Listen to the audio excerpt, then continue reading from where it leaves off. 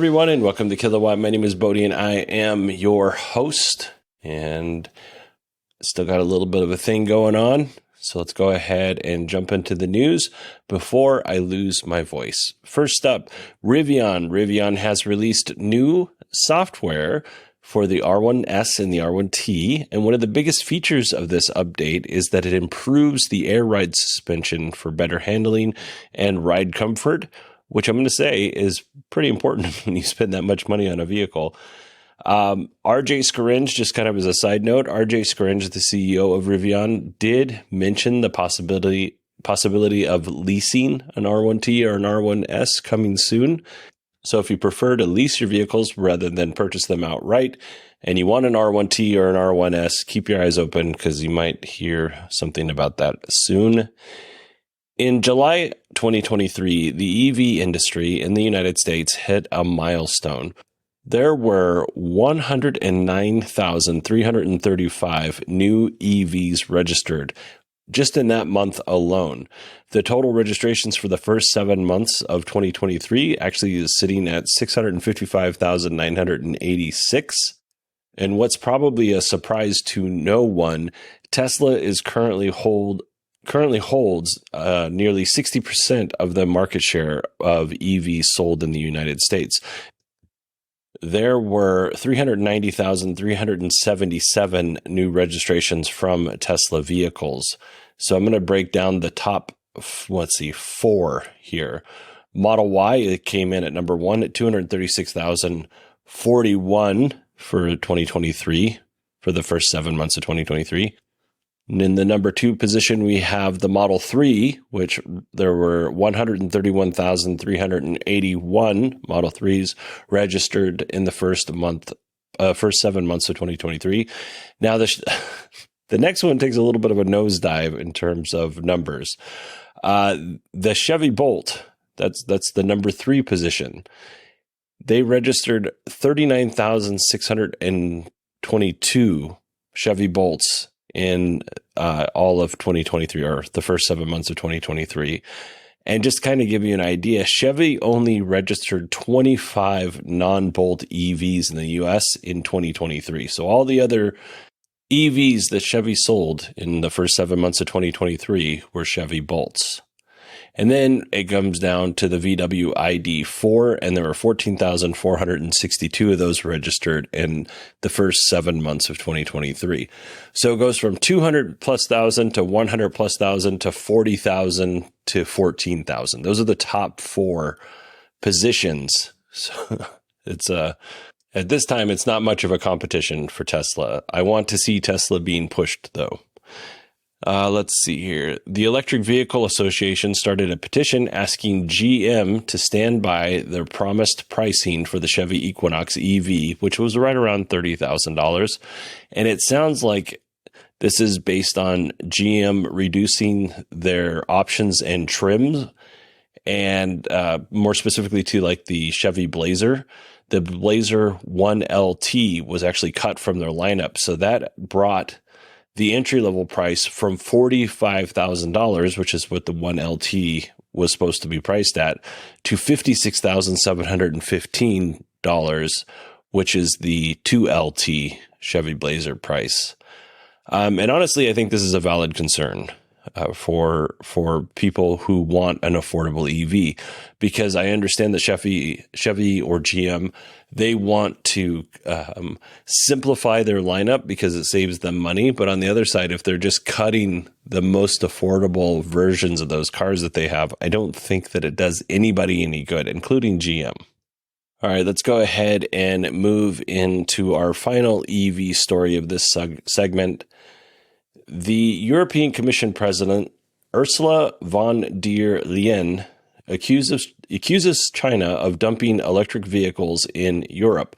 She points out that heavy Chinese subsidies are at the root cause of allowing these vehicles to be sold at artificially low prices. So if you don't know, dumping is when a country exports a product at a lower price than its domestic market, which can potentially harm the importing country.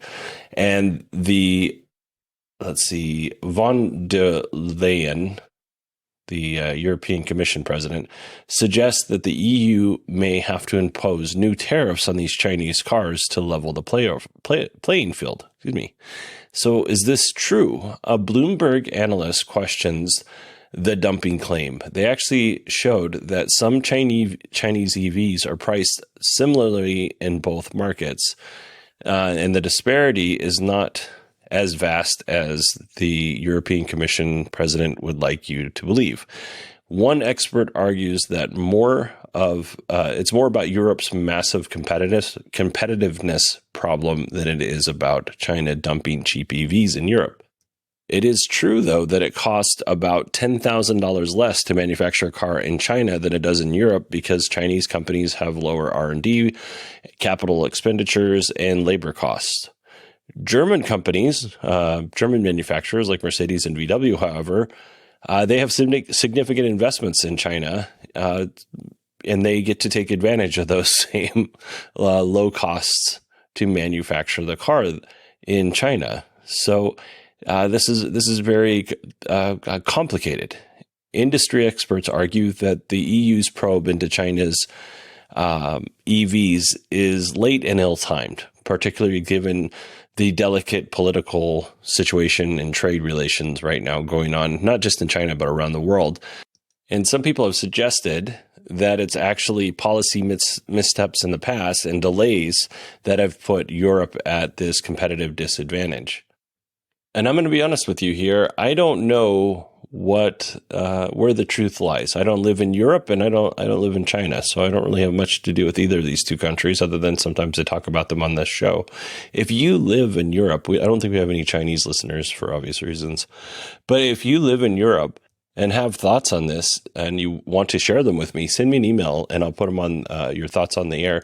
It's Bodie, BODIE at 918digital.com. I'm genuinely curious as to what you think. All right, everybody, that covers our EV news segment. I do want to say if you want to support the show, just go to patreon.com/kilowatt or supportkilowatt.com. There's also ways to support the show linked in the show notes if you want to do that. I won't spend a lot of time on it because I want to get to our Tesla news, which is right now. Elon said on X that he thinks that Tesla will be able to offer a tungsten carbide coating for the Cybertruck, which would make it very difficult to scratch the Cybertruck, which is interesting because I don't know anybody who wants their vehicle to be scratched. I mean, I'm sure there are weirdos out there who do, but it seems like this should be something that's just offered with the truck if Tesla could do it. And if people say, no, don't put it on there, then they have to sign that away. It should not be something where you're like, hey, here's a new $50,000+ vehicle. And oh, by the way, do you want to pay another $5,000 to get it coated so it doesn't scratch? That seems like a big ask to me. And by the way, we don't know how much it's going to cost. It is interesting, though. I read one article where they said they thought they had a little over 2 million Cybertruck reservations, which is insane. And, you know, but way back in, August when we did the Tesla earnings call, Elon said that there was going to be a Cybertruck event in September. We only have, at the time of this recording, 13 more days left in September. I don't think there's going to be an event. Or will there be? We might have a clue on how the Cybertruck production's going because the Model Y, the one that's actually built in Giga Texas or at Giga Texas, and the same Model Y that uses the 4680 cells is no longer available to order. So do you think it's possible that Tesla paused production on that vehicle so that they can, utilize more of those 4680 cells for the Cybertruck launch? Let me know what you think. Bodie, BODIE at 918digital.com. Moving on. Oh, man, that's really annoying. Hold on. I'm going to move this out of the way so it stops hitting that mic. All right. Sorry about that. Let's move on. Tesla is now offering factory tours as a referral award. So you can get a tour at Giga Texas or Giga Fremont or Fremont. It costs 15,000 credits for this tour. Just to give you, a frame of reference, 3 months of full self-driving costs 10,000 credits. You could buy 30 Cybertruck raffle tickets for 15,000 credits. 2 people need to use your referral code and buy a car to get 20,000 credits. So you need to refer at least 2 people to get a credit.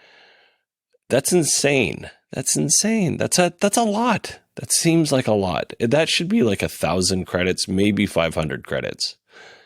By the way, at one point in time, the Model S and the Model X, if you referred one of those vehicles, you got 20,000 credits. Now all models of whatever you refer, doesn't matter if it's an S, X, Y, 3, you get 10,000 credits. You don't get 20,000 for the higher end cars. And if you refer solar, you get 9,000 credits, which doesn't make any sense to me. Why don't you, if you're just going to do it, just make everything 10,000 credits. Doesn't make sense. But this used to actually be free. And honestly, I kind of think it should still be free. If you've ordered a Tesla and you want to take a tour, it should still be free. Moving on, according to Reuters, Tesla has developed a process to make a single piece casting. So Elon mentioned that he was inspired by Hot Wheel toy cars being made from a single cast piece. He even hinted that someday Tesla vehicles would be made that way. Well, Reuters spoke with 5 people familiar with the matter, and those 5 people have said that Tesla has developed a method or a series of methods for a single large frame that combined the front and rear sections with a middle underbody where the battery is housed. And this method could be used on Tesla's small EV, which will have a price tag of around $25,000. Some of the technologies that they credited for the ability to do this were 3D printers, like at an industrial scale, and advances in alloys. So that's pretty crazy. I wonder how far out, if this is true, I wonder how far out it is. I'm going to say it's more than a few years out. All right, next up, we have a 3 on your side story. Erin Erickson, a Scottsdale resident, took her Model 3 into Tesla for a battery replacement. There was an issue with the car. It said it needs service. Tesla replaced the battery.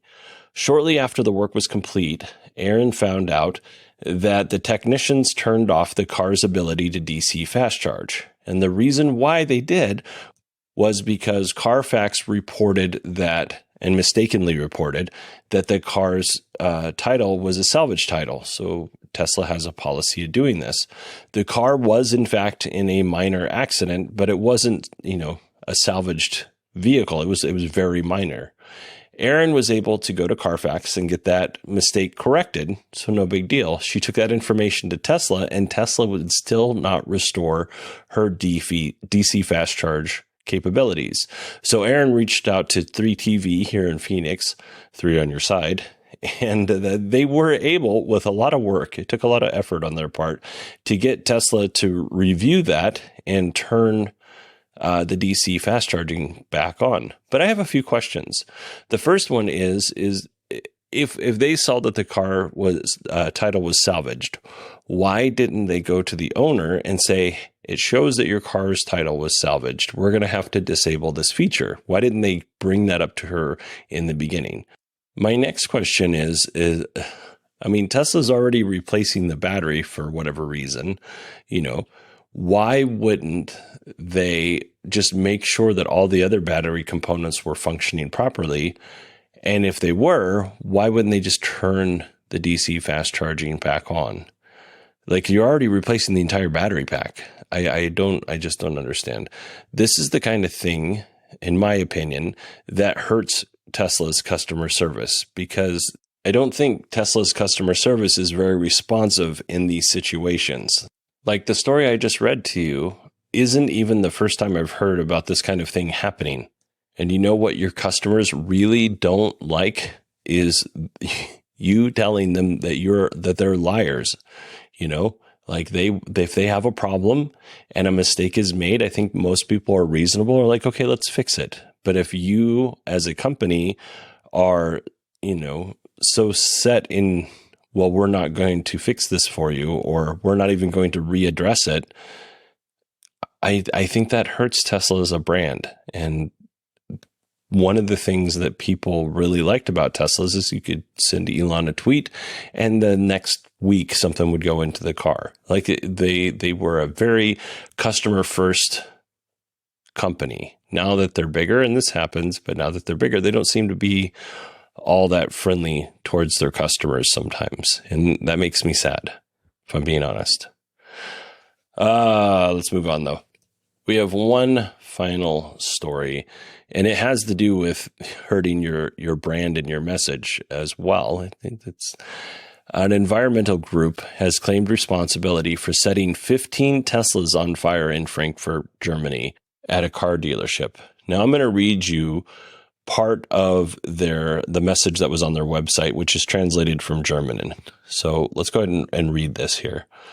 Tesla is one of our most prominent enemies. The company represents like no other ideology of green capitalism and the ongoing global and colonial destruction. Electric motors are consistently presented as the clean alternative. That's a cynical lie. Like other companies, Tesla exploits resources worldwide. The necessary raw materials for electric car batteries, such as lithium, cobalt, are mined under terrible conditions in Latin America and Africa. Despite the great green paint, fossil fuels are needed for transport and production. All of this always happens in connection with the oppression of indigenous communities, whose resistance must be a signal to us to act. Again, this was translated from German into English, so maybe it's not 100% perfect. This is probably going to surprise you a little bit, but I don't have a problem with a lot of their message. I actually agree with quite a bit of the things that they're talking about here. The cobalt and the mining conditions and all of that stuff. There's a lot of this stuff that I agree with them with. Where we part ways, though, is arson. I genuinely don't think this helps their cause or their message, because they literally took part in something that they say that they're against. Like, I don't have a problem if you don't think that electric vehicles are good for the environment because of all of the reasons that they just put out in their manifesto. I think that's great. That's fine. Like I said, I agree with a lot of that. But when you set those things on fire, and they've basically now, these were all brand new Teslas, and now they're just wasted. Like, everything that those people, those indigenous people that you're claiming that you want to protect, went through to get those materials, all of those materials are now gone. They can't be recycled, or at least they don't think they can. And, you put a bunch of toxins into the air. You risked not only your lives as the protesters, because you could have gotten hurt. You risked the lives of bystanders who could have gotten hurt. Firefighters that responded to these fires, they could have been injured. And because there were 40 firefighters that were forced to fight this fire, other people experiencing like real emergencies could have had a delayed response because 40 firefighters were putting out this vehicle fire. Like, and Tesla doesn't care. They're just going to write it off. They're going to have insurance pay for it, and they're going to build 15 more cars. Honestly, the whole thing makes me just really sad.